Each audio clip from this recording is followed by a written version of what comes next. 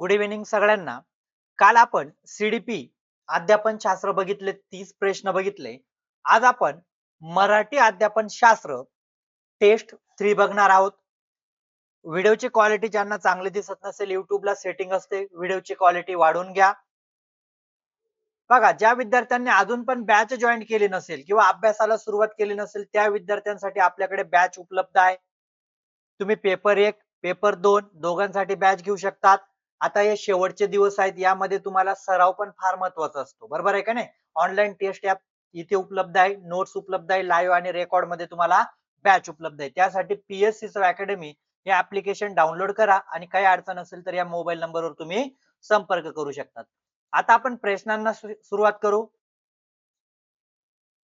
बघा, तुमच्या स्क्रीनवर पहिला प्रश्न तुमच्या स्क्रीनवर आलेला आहे.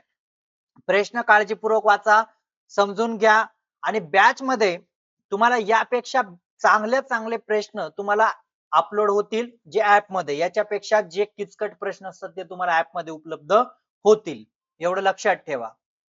बघा, प्रश्न पहिला दिलेला आहे तुम्हाला. प्रश्न पहिला, एक शिक्षिका विद्यार्थ्यांना आधी संपूर्ण कविता वाचून दाखवते आणि नंतर त्यातील कठीण शब्दाचे अर्थ सांगते.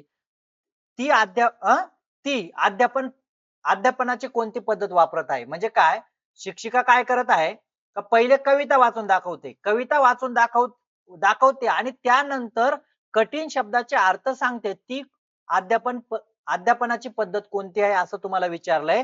तर तुम्हाला माहिती आहे, ज्या ठिकाणी मोठ्या गोष्टी म्हणजे कविता पहिली सांगितली जाते आणि शेवट काय केले जाते, अर्थ सांगितले जात आहे. बघा, 1 नंबरला काय चालू आहे, कविता चालू आहे आणि 2 नंबरला म्हणजे सगळ्यात शेवट काय चालू आहे, अर्थ सांगितले जात आहे. म्हणजे याचा अर्थ काय झालं, बॉटम अप आहे का, लहान गोष्टीकडून मोठं? तर अजिबात नाही. पहिलं ऑप्शन तुमचं बरोबर. याला टॉप डाऊन म्हटलं जाईल. काय म्हटलं जाईल, टॉप डाऊन ही अध्यापन पद्धती काय करते, शिक्षिका वापरत आहे. ऑप्शन बी ज्यांनी दिले ते अगदी बरोबर दिलेले आहे. त्याच्यानंतर प्रश्न दुसरा बघा. प्रश्न दुसरा काळजीपूर्वक समजून घ्या, पाठांतर कोणीही करू नका.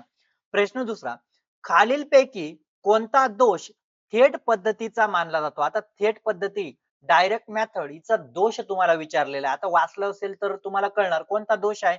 पहिला ऑप्शन काय म्हटलं बघा, विद्यार्थी भाषा शिकताना खूप सक्रिय असतात, बरोबर आहे, कारण डायरेक्ट त्या भाषेमध्ये बोलावं लागतं, हे बरोबर आहे.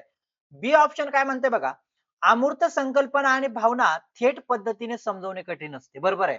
का कधी कधी ज्या गोष्टी विद्यार्थ्याने पाहिल्याच नाही त्या गोष्टी डायरेक्ट दुसऱ्या भाषेमध्ये सांगितलं तर ते काय होईल, अमूर्त संकल्पना समजवणं अवघड जाईल. कारण जसं आपण मराठीमध्ये मांजर म्हणतो, नंतर कॅट म्हणणार, पण ती थेट पद्धती डायरेक्ट कॅट म्हणते, पण त्या मुलाला जर कळतच नाही कॅट कशाला म्हटलं जातं तर ते अवघड नक्की होणार आहे. म्हणजे बी ऑप्शन थोडं याबद्दल चुकीचं आहे. आणि विद्यार्थ्यांचे उच्चार खूप स्पष्ट शुद्ध होतात, बरोबर आहे, कारण कॅट म्हणायचं, बॅट म्हणायचं, बॉल म्हणायचं हे पण चांगलं आहे त्या बाबतीत. आणि डी ऑप्शन काय म्हटलं, विचार करण्याची थेट लक्ष भाषेत प्रक्रिया असते, हे पण चांगलं आहे. पण सगळ्यात जो दोष आहे तो दोष काय आहे, का डायरेक्ट अमूर्त संकल्पना थेट त्या भाषेमध्ये सांगितल्यामुळे काय होतात, मुलांना ते समजणं कठीण जातं या पद्धतीचं. म्हणजे ऑप्शन बी ज्यांनी दिले ते अगदी बरोबर दिलेले आहे. त्याच्यानंतर प्रश्न तिसरा बघा. प्रश्न समजून घ्या काळजीपूर्वक. व्हिडिओ सर्वांनी लाईक करा, चॅनल सबस्क्राईब करा आणि जास्तीत जास्त विद्यार्थ्यांपर्यंत व्हिडिओची लिंक नक्की पोहोचवा. व्हिडिओ चांगला दिसत नसेल तर युट्यूबला सेटिंग असते, ती सेटिंग करून घ्या जेणेकरून व्हिडिओ तुम्हाला चांगला दिसेल. प्रश्न तिसरा, इयत्ता 4थीच्या वर्गात शिक्षिका सुजाता यांनी एक धडा विद्यार्थ्यांना समजून सांगितला. काय बघा, 4थीच्या वर्गातील शिक्षिका विद्यार्थ्यांना एक धडा समजून सांगितला. त्यानंतर त्यांनी वर्गात सुमित या विद्यार्थ्याला उठवले आणि सांगितले, मी मगाशी ज्या प्रकारे विरामचिन्ह लक्षात घेऊन, बघा, ज्या प्रकारे विरामचिन्ह लक्षात घेऊन आणि शब्दांवर योग्य आघात घेऊन वाचन केले, अगदी त्याच प्रकारे हा परिच्छेद वाचून दाखव. शिक्षिका काय म्हणते, का मी एक धडा समजावून सांगितला म्हणजे वाचून दाखवला. मग शिक्षिका काय म्हणते, का मी ज्या प्रकारे मगाशी म्हणजे मी ज्या प्रकारे विरामचिन्हाचा वापर केला, शब्दांचा योग्य आघात केला, आघात करणे म्हणजे काय, त्याच्यावर प्रहार म्हणजे कशा पद्धतीने तो बोलला झाला पाहिजे, वाचन केले, अगदी त्याच प्रकारे हा परिच्छेद वाचून दाखव.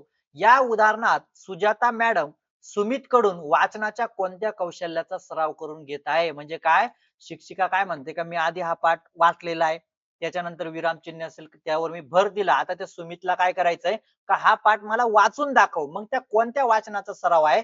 आता बघा इथे सरळ काय चालू आहे? अनुकरण वाचन चालू आहे. अनुकरण वाचन म्हणजे काय? शिक्षिकेने जे वाचून दाखवलं त्यानंतर तो सुमित वाचतोय, याला अनुकरण वाचन म्हणतात. सखोल वाचन तर येणार नाही, स्वयंअध्ययन वाचन येणार नाही, अवांतर वाचन तर येणार नाही. अनुकरण वाचन काय होत आहे? कारण शिक्षिकेने मगाशी तिने करून दाखवलं आणि त्यानंतर तो विद्यार्थी वाचत आहे. त्याच्यानंतर प्रश्न 4 बघा. त्यामुळे असे प्रश्न पहिले समजून घ्या. जर तुम्हाला प्रश्न समजता आला नाही, तर तुम्ही किती अभ्यास केलाय त्याला पण किंमत नसते. प्रश्न फार समजून घ्यावा लागतो. अभिकथन आणि कारण याची तयारी करा. प्रकट वाचन करताना आवाजाची उच्चार स्पष्टता आणि योग्य योग्य आरोह अवरोह असणे आवश्यक आहे. बरोबर आहे. प्रकट वाचन ज्या वेळा करतो लाऊड रीडिंग, तर त्यावेळेला आपला जो उच्चार आहे शब्दांचा आरोह अवरोह असेल, हे आवश्यक आहे का नाही? तर आवश्यक आहे. बरोबर आहे का नाही? म्हणजे अभिकथन योग्य आहे. कारण म्हणतंय बघा, प्रकट वाचनाचा उद्देश ऐकणाऱ्यापर्यंत भाव अर्थ स्पष्टपणे पोहोचणे हा असतो. बघा प्रकट वाचनाचा उद्देश काय असतो? जो ऐकतोय नेमका तो शब्द कसा आहे, कशा पद्धतीने बोलला जातोय त्याच्यातून अर्थ निघाला पाहिजे. म्हणजे हा उद्देश असतो का? तर असतो. बरोबर आहे का नाही? प्रकट वाचनाचा उद्देश फक्त आपण काय म्हणतो, फक्त मुलांनी मोठं वाचलं पाहिजे असं नाही ना. त्याचे उच्चार असतील, योग्य आरोह अवरोह असतील आणि त्याचा उद्देश काय असतो? प्रकट वाचनाचा ऐकणाऱ्यापर्यंत भाव आणि अर्थ स्पष्टपणे पोहोचला पाहिजे. का स्पष्टपणे? कारण बघा उच्चार आणि आरोहावर का भर दिला जातो? कारण जे त्याला ऐकायचं आहे ते त्याला म्हणजे मी तुम्हाला सांगतो, ज्यावेळेला आम्ही 12वी ला होतो, बरोबर आहे का नाही? एका शिक्षकाने सांगितलं आणीबाणी. काय? आणीबाणी. आता त्यांचा तो उच्चार थोडा स्पष्ट नव्हता आणीबाणी. तर एका मुलीने लिहून टाकलं कानीबाणी. काय लिहिलं? कानीबाणी. मग जर उच्चार स्पष्ट नसेल तर काय होईल? साधारणपणे तो अर्थ चुकीचा लावला जाईल. मुद्दा कळाला? त्यामुळे काय करतात ज्यावेळेला दोघे एका संदर्भात बोलतात तुम्हाला माहिती आहे ये और आर दोनों से हे व्याख्या करतात. का बरं? कारण तुम्हाला हे सगळं कळालं. त्याच्यानंतर प्रश्न 5 बघा. प्रश्न 5 मराठीची शिक्षिका बघा मराठीच्या शिक्षिकेने वर्गात मुलांना जर मला पंख असते तर बघा जर मराठीच्या शिक्षिकेने वर्गात मुलांना जर मला पंख असते तर हा विषय घेऊन त्यावर स्वतःचे विचार लिहिण्यास सांगितले. या कृतीचा मुख्य उद्देश काय आहे? म्हणजे शिक्षिकेने काय सांगितले जर मला पंख असते तर हा विषय घ्यायचा आणि त्याच्यावर स्वतःचे विचार लिहायचे. आता तो विद्यार्थी कशासाठी करतोय? विद्यार्थ्यांचे श्रुतलेखन तपासण्यासाठी? अजिबात नाही. दुसरं विद्यार्थ्यांची हस्ताक्षर क्षमता सुधारणे अजिबात नाही हा उद्देश आहे का?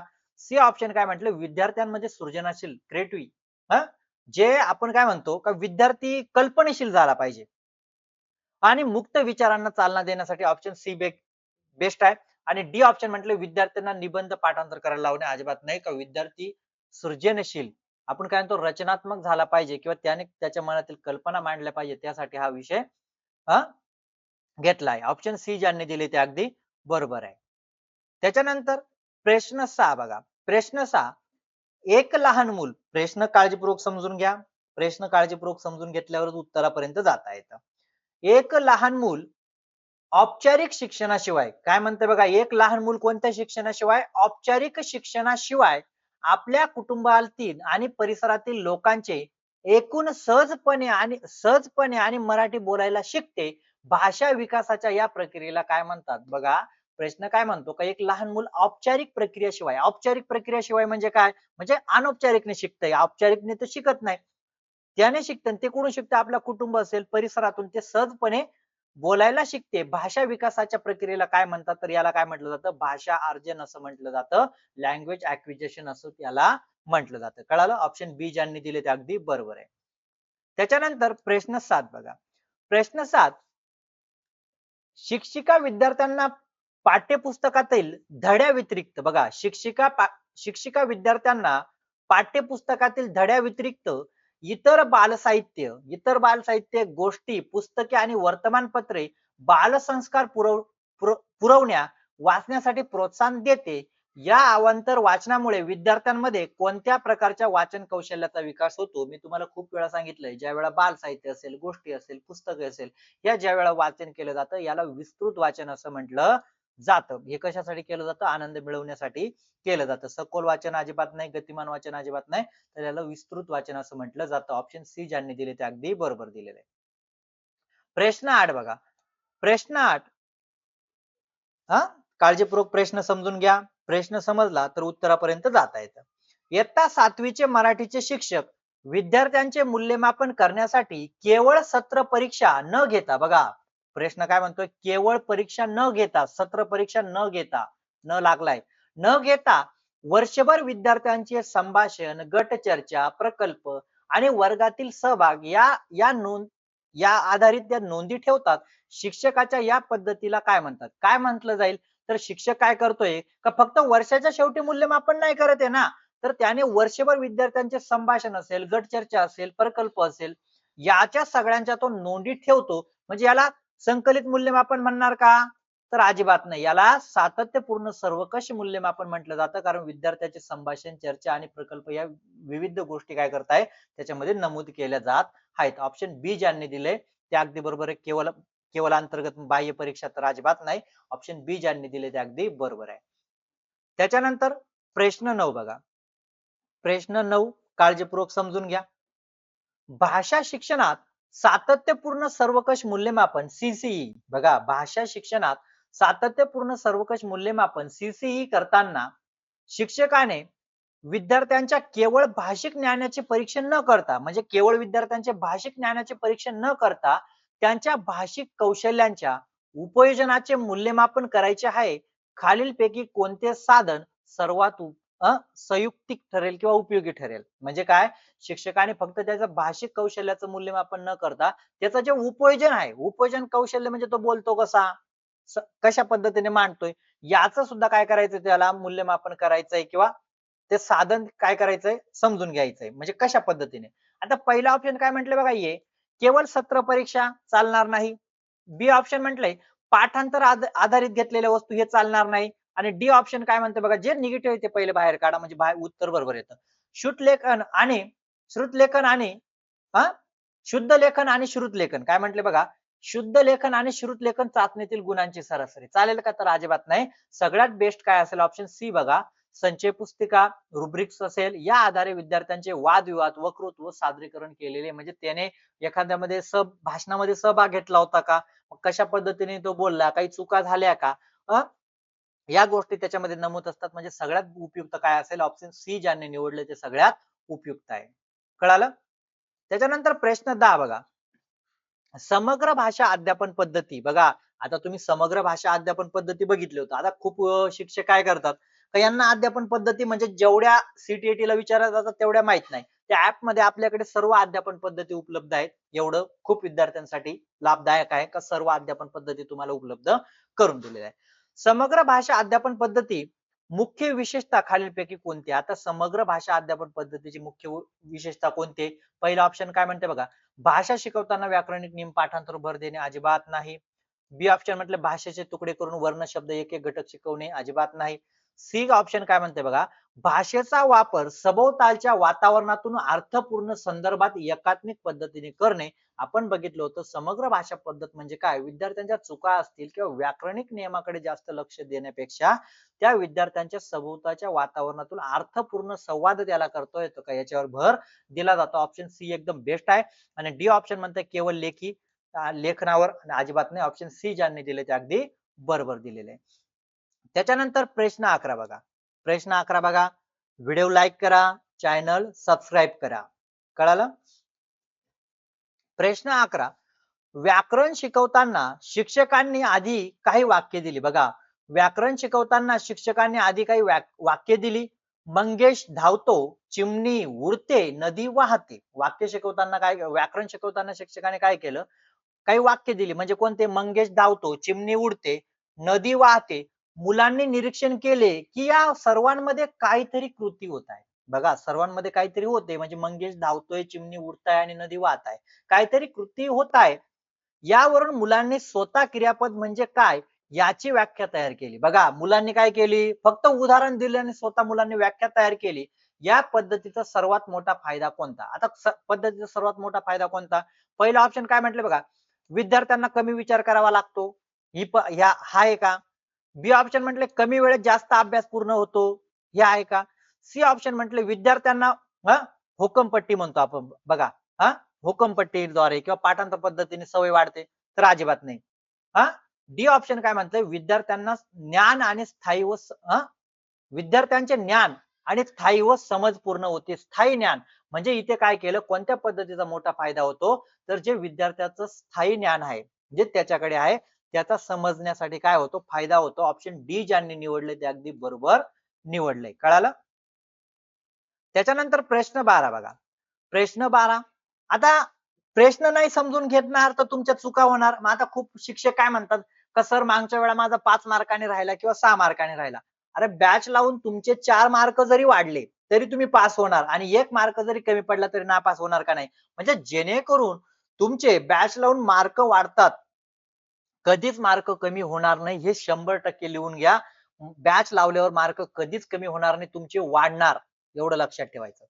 कौशल्यांचा लँग्वेज स्किल विकासासंदर्भात काय म्हटले बघा कौशल्यांच्या विकासासंदर्भात खालीलपैकी चुकीचे विधान कोणते बघा लक्ष द्या चुकीचे विधान सांगितले काय करायचंय चुकीचे विधान निवडायला लावलं. आता चुकीचं विधान कोणतं आहे पहिलं ऑप्शन काय म्हटलं बघा श्रवण आणि भाषण श्रवण आणि भाषण ही भाषा शिक्षणाची प्राथमिक आणि पायाभूत कौशल्य आहेत. बरोबर आहे श्रवण आणि भाषण पायाभूत कौशल्य आहेत. बी ऑप्शन काय म्हणते बघा वाचन आणि लेखन ही कौशल्य केवळ उपजत असतात त्यांच्या सरावाची गरज नसते. आता मला सांगा वाचन आणि लेखनाचा जर सरावाची गरज नसली तर मग आपल्याला जर आपण सरावच केला नाही तर लेखन चांगलं होईल का तर अजिबात नाही. म्हणजे थोडं चुकीचं दिलेलं आहे काय केवळ उपजत असतात त्यांच्या सरावाची गरज नसते तर गरज असते. बी ऑप्शन थोडं निगेटिव्ह आहे. भाषा कौशल्यांचा विकास एकमेकाशी संबंधित आहे एकमेक एकात्मिक पद्धतीने होतो. बरोबर आहे आपण बघितलं होतं का एकमेकाला ते अवलंबून आहेत. आणि डी ऑप्शन म्हणते विद्यार्थ्यांना वाचन कौशल्य सुधारण्यासाठी प्रकट वाचन आणि मूक वाचन दोन्ही महत्वाचे आहेत. बरोबर आहे प्रकट वाचन लहान मुलांसाठी आणि मूक वाचन त्यानंतरचा काळ असेल. पहिले मूक वाचन चालणार नाही दोघं महत्वाचे आहेत. पण भाषिक कौशल्य जे वाचन आणि लेखन याच्यासाठी काय म्हटलंय सरावाची गरज नसते तर अजिबात चुकीचं दिलेलं आहे. कारण यांच्यासाठी पण सरावाची गरज असते. ऑप्शन बी ज्यांनी दिले ते अगदी बरोबर दिलेले आहे. त्याच्यानंतर प्रश्न 13 बघा ही पद्धत मी तुम्हाला सांगितली होती. काळजीपूर्वक ही पद्धत समजून घ्या याच्यावर प्रश्न विचारला जातो. श्राव्य भाषा विधीमध्ये श्राव्य भाषा विधीमध्ये भाषा शिक्षणासाठी प्रामुख्याने कोणत्या गोष्टीवर भर दिला जातो. आता ही जी श्रव्य भाषी पद्धत आहे हिला आर्मी लँग्वेज असं पण म्हटलं जातं हे तुम्हाला माहित आहे. तर कोणत्या गोष्टीवर भर दिला जातो पहिलं म्हटलेले मातृभाषेवर सविस्तर भाषांतर देतो का तर अजिबात नाही. व्याकरण नियमाच्या पाठांतरावर अजिबात नाही. स्वतंत्र आणि मुक्त याच्यावर देत नाही तर सगळ्यात भर कशावर दिला जातो सराव पुनरावृत्ती आणि सवयीची निर्मिती. भाषा एक सराव आहे. कुठली पद्धत आहे ती श्रव्य भाषा विधी आहे. तुम्ही बॅच मध्ये संपूर्ण बघू शकता त्याची डिटेल. ऑप्शन बी ज्यांनी निवडले ते अगदी बरोबर आहे. त्याच्यानंतर प्रश्न 14 बघा संप्रेषणात्मक भाषा उपागम ही पण पद्धत आहे ना. संप्रेषणात्मक भाषा उपागम सीएलटी भाषेच्या कोणत्या पैलूला सर्वात जास्त महत्व दिले जाते. आता संप्रेषणात्मक भाषा उपागम कशाला महत्व देतो व्याकरणाची अचूकता का तर अजिबात नाही. जे निगेटिव्ह शब्दांचे पाठांतर शुद्धलेखन तर अजिबात नाही. सगळ्यात कशा भाषेचा अर्थपूर्ण वापर याच्यावर काय दिलं जातं भर दिला जातो. ऑप्शन बी ज्यांनी दिले ते अगदी बरोबर दिलेले. त्याच्यानंतर प्रश्न 14 15 हे पण आपण बघितलं होतं ना अध्यापन पद्धती. मग मला सांगा किती प्रश्न तुम्हाला अध्यापन पद्धतीवर आले आणि तुम्हाला फक्त एकच गोष्ट इथे माहित असेल जेव्हा तुम्ही अध्यापन पद्धती पूर्ण बघणार त्याच्यामध्ये वेगवेगळ्या गोष्टी समाविष्ट आहे. जर तुम्हाला याच पद्धतीने थोडा प्रश्न फिरून विचारला तर काय होईल तुमचं. त्यामुळे पूर्ण टॉपिक बघितलेला फार फायदेशीर असतो कारण प्रश्न फिरवला जातो. पाठांतर करू नका. नैसर्गिक पद्धतीत बघा नैसर्गिक पद्धतीत भाषेच्या वातावरणाच्या नियमावर कसा बघा नैसर्गिक पद्धतीत भाषेच्या व्याकरणाच्या नैसर्गिक पद्धतीमध्ये भाषेच्या व्याकरणाच्या नियमांवर कसा भर दिला जातो. भाषेचे जे व्याकरण आहे त्याच्या नियमांवर कसा भर दिला जातो. आपण नैसर्गिक पद्धती बघितली होती संप्रेषणात्मक उपागम पण ही पद्धत बघितली होती. कसा भर दिला जातो पहिला ऑप्शन काय म्हणते बघा व्याकरण नियमाच्या सक्तीचे पाठांतर केलं जात नाही. यामध्ये व्याकरण स्वतंत्रपणे थेट सुरुवातीला शिकवले जाते अजिबात नाही. सी ऑप्शन म्हणते व्याकरणाचा अभ्यास करणे ऐच्छिक असते किंवा तुला नाही करायचं असं असतं का. आणि ऑप्शन डी काय म्हणते बघा व्याकरणाच्या नियमावर फारसा भर न देता अनिधा आपण काय म्हणतो अनधिकृत म्हणजे काय वापरलंच पाहिजे या पद्धतीने याच पद्धतीने बोलला पाहिजे असं नाही. संवादातून भाषा शिकवली जाते. सगळ्यात बेस्ट काय असेल ऑप्शन डी ज्यांनी दिले ते बेस्ट आहे. नैसर्गिक पद्धतीमध्ये बघा प्रत्येक पद्धतीचे काम वेगळे आहेत. तुम्हाला एक सांगतो, प्रत्येक पद्धतीची कामं वेगळी आहेत. त्यामुळे बॅच मध्ये त्या सर्व उपलब्ध आहेत. त्याच्यानंतर एक तुम्हाला छोटी कविता दिलेली आहे आणि या कवितेवर आलेले प्रश्न तुम्हाला दिलेले आहेत. व्हिडिओ सर्वांनी लाईक करा. व्हिडिओ काळजीपूर्वक समजून घ्या. पाठांतर कोणीही करू नका. आता तुम्हाला मी सांगितलंय कविता पहिले वाचायची नाही किंवा उतारा असेल तो पहिले वाचायचा आणि पहिले प्रश्न वाचायचे. प्रश्न 16 काय म्हणतो बघा. कवीच्या मते दिशा कोणाच्या तिमिरात विसरली आहे. बघा कवीच्या मते दिशा कोणाच्या तिमिरात विरली आहे. विसरली सॉरी विरली आहे. कशामध्ये विरली आहे? पहिलं काय म्हटलंय? आता कविता वाचून घ्यायची. दिग्गजांच्या तिमिरात विरली आहे. कशामध्ये? दिग्गजांच्या तिमिरात. तुम्हाला तेच विचारलं होतं. कवीच्या मते दिशा कोणाच्या तिमिरात विरली आहे? तर कशाच्या? दिग्गजांच्या. ऑप्शन बी. कळालं? भेटलं उत्तर. प्रश्न 17 बघा. श्वास जितला श्वास जितला मिळेना डॅश डॅश या ओळीतील गाळलेला शब्द कोणता? बघा आता श्वास जितला मिळेना इथे रिकामी जागा ते गाळलेला शब्द. आता आपण कविता बघावी लागेल ना. हे बघा इथे दिले बघा. श्वास जितला मिळेना खुना खून. काय म्हटले? श्वास जितला मिळेना खून. काय शब्द आहे? मग कुठला शब्द गाळलेला आहे? खून. कुठला आहे? खून. ऑप्शन सी ज्यांनी दिले ते अगदी बरोबर दिलेले. आता बघा इथे प्रश्न वाचून घेऊ आपण. प्रश्न वाचून घेऊ तिकडे जाऊ.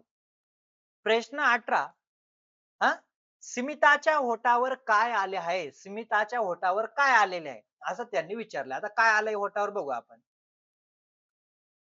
गाली आली स्मिताच्या ग्लानी ग्लानी आली स्मिताच्या होठावर. काय आली? ग्लानी. बघा ऑप्शन ए. कळालं? अशा पद्धतीने. आणि शेवटचा प्रश्न. व्हिडिओ सर्वांनी लाईक करा. चॅनल सबस्क्राईब करा. प्रलयाची भरती कशी चालली होती? बघा प्रलयाची भरती कशी चालली आहे? बघा प्रलयाची भरती कशी चालली आहे? कशी चालली आहे? उतारा वाचा. बघा ओठावरती गुड चालली. बघा गुड चालली ही प्रलयाची भरती. कशी चालली? गुड. काय आहे? गुड चालली प्रलयाची भरती. कळालं? त्यामुळे अशाच पद्धतीचे प्रश्न तुम्हाला येतात. तुमचा स्पीड महत्वाचा असतो. तुमची वाचन क्षमता, तुमचा आकलन क्षमता. जर तुम्हाला प्रश्न कळाला नाही, तुम्ही किती अभ्यास केला त्याला किंमत नाही. प्रश्न समजून घ्या. ऍप मध्ये याच्यापेक्षा बेस्ट प्रश्न तुम्हाला अवघडात अवघड ऍड होतील. कारण युट्यूबला फार कमी अवघड प्रश्न ऍड होतात. बॅच मध्ये तुमचा खूप सराव करून घेतला जाईल. चालेल? व्हिडिओ सर्वांनी लाईक करा आणि आजूबाजूच्या मित्र मैत्रिणींपर्यंत व्हिडिओ नक्की पोहोचवा. गुड नाईट सगळ्यांना.